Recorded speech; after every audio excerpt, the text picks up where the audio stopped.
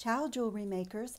This is the second video in the series of short videos that will be appearing weekly to discuss the Jewelry Tools and Supplies 101, the most basic tools for those who want to get started or who have just started and have questions about things that some of us have forgotten because we've been doing it for a while. So I've shown you the tools, and we are moving on to some of the very basics and what I would consider, if you have no supplies and you need to go buy supplies, this is what I would consider to be your extreme basics. I have a few examples here just for you to understand, for those of you who maybe have not gotten started, but you will need jump rings. Now, they come in sizes by millimeter, so these are the tiny 4mm jump rings. And let's see, these are the 6mm jump rings. They also come in an oval shape. Let me take one of these out because they're not round like the others, as the name. They are oval. So it is just an option to work with. And then they come in many sizes and many gauges of wire. So this is, I think, a 12mm. I actually didn't measure. It's either 10 or 12. That's my guess. But you can also see that the gauge, meaning the thickness of the wire, is thicker than these smaller ones. So I'll take out one of these 4mm and show you how thin, much thinner the wire is. Hopefully you can see that. So these jump rings are used for connecting things. And I just put some examples out so that you could see the options there are. But if I didn't have anything at all to work with and I had to go to the store and buy something, or go on Amazon, which is where this came from, and buy something, I would start with 6mm jump rings. And I chose a variety of colors of metal, but you could even do just one color if that's what you love and that's what you think you'll be working with the most. And you will see as you start to advance, you can mix metals, you can mix colors of jump rings. It all depends on your design. So I'm going to leave this one on my tray because if I had to start from zero and, knowing what I know now, go get one type of jump ring, I would get a 6mm round in one or many colors. The other thing that you will need is some wire. Now, I had a package here that I had not opened just to show you what the labels look like, to give you an idea, and I actually found this one on clearance for $2, which, you know, I'm always scouring clearance for my supplies. But this one says right here that it's 20 gauge, and if I had to go just by one thickness of wire, I would choose 20 gauge. It's a good medium gauge, and you can do things that are more sturdy, but you can also do things that are a little bit more delicate. There are thicker gauges and then much finer gauges, and we can talk about that in our future videos as we get to more advanced things. But again, if I were just getting started and I had to go buy one wire, I would choose a 20 gauge. Now, I happen to have this one in red, but here's another, it's called On a Wire, and this is 18 gauge, and it comes in a spool like this. And just to show you a few of the colors, this one is antique copper, and it tells you the yards on the spool as well. And then this is another brand. This is from Softflex Company. This is a non-tarnished copper. They also have bare copper, and you'll see that on some of the labels, but this is a 26 gauge. And so this wire is really, really fine. Very, very thin, fine wire. And so it's a little bit counterintuitive because the higher the number, the tinier the wire. It's backwards. So again, if it were me, if I had to go and choose one spool of wire just to get started, I would choose 20 gauge. And for me, I would choose gold because gold is my favorite metal to wear and it's what I love to work with. I happen to have this one in red, but there are many brands. I think Beadalon makes them, the craft stores all have them. But so, you know, one wire, I would choose a color, and 20 gauge. And then also really good to have, let me leave that on the tray. Also really good to have is stringing material. Now we're going to talk about what it means when it says 7 strand, some say 49 strand. This one has the color here. I love the bead-along stringing wire, and you know, they come in a lot of colors. So again, I am a gold girl, so I chose gold, but this comes in silver and even other colors.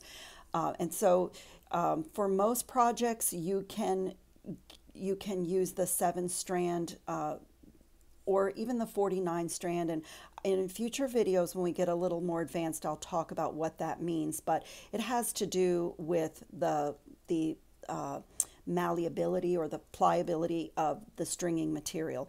So that's a basic stringing material. And of course, there are other things that we can string jewelry on. There's all types of cording, from wax cording, cotton cording, nylon cording. You can string on leather cording. There are many things to string on.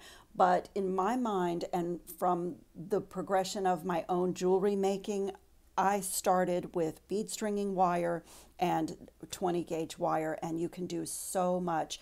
A lot of designs and a lot of great practice from a beginning standpoint with those 2 supplies. So we'll leave those on our tray.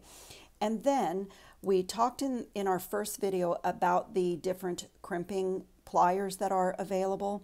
And so you will also need crimp tubes. Now I happen to pull out 2 of my tubes of crimp tubes, and these are by Bead-along. The size is number 2. Now crimp tubes do come in many sizes, but again, if I didn't have anything and I had to go buy supplies, I would choose the number 2 crimp tubes, and I would choose the color that I'm choosing in my wire and stringing material. For me, that would be gold. So you can see on the label that it tells you what's in here. Now these don't actually, I think I might have gotten these in a set of 4.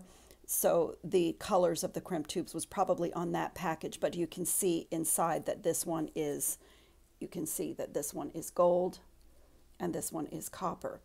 Now there are really, really cheap crimp tubes that you can buy in bulk, and let me open one. These are quite small, so I hope you'll be able to see.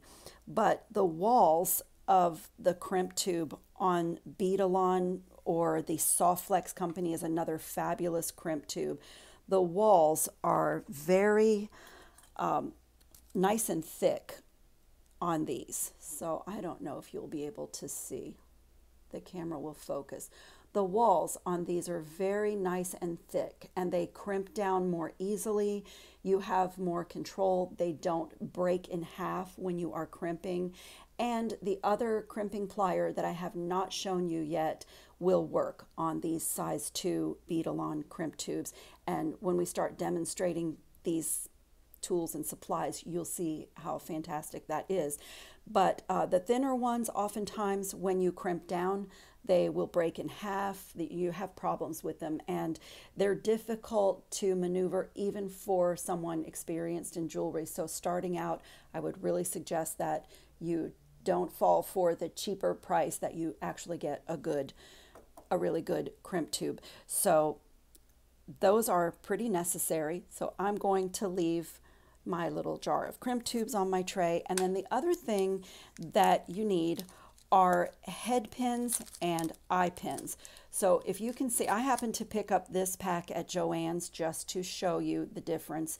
But an eye pin is a piece of wire that has 1 loop at the top. We can open these so you can have a look at them. Just take it open. As you can see, that's in America, the national chain is Joann's for craft supplies. So an eye pin is a piece of wire with a loop on one end.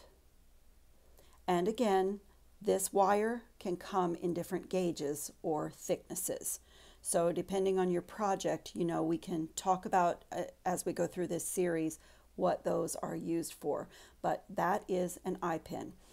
And then a head pin is almost the same thing. It's a piece of wire, but instead of having the loop on the end, it has a little head. And when you string this through a bead, it becomes the stopper, it becomes the end point on the bead. So again, those are like the most basic things, are your head pins and your eye pins. So once again, if I had to go to the store and didn't own anything, these are the things that I would consider the very basic. 6mm jump rings, a good bead stringing wire, 7 strands works really well, a 20 gauge wire in the color of my choice, a tube or package of really good number 2 crimp tubes, and a package of head pins and eye pins.